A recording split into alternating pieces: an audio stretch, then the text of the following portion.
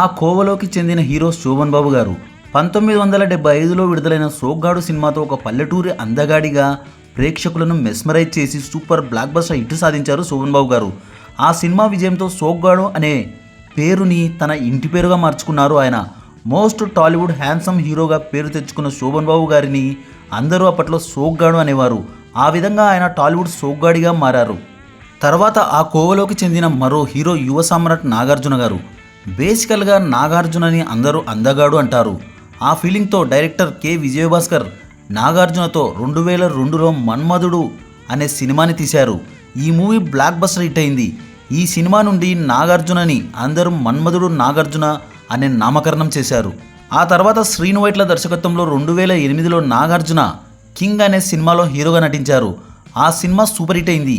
ఈ సినిమా నుండి ఆయన ఫ్యాన్స్ నాగార్జున గారిని కింగ్ నాగార్జున అని పిలవడం స్టార్ట్ చేశారు. అలా నాగార్జున గారు మన్మధుడిగా కింగ్గా టాలీవుడ్ని విపరీతంగా మెస్మరైజ్ చేశారు.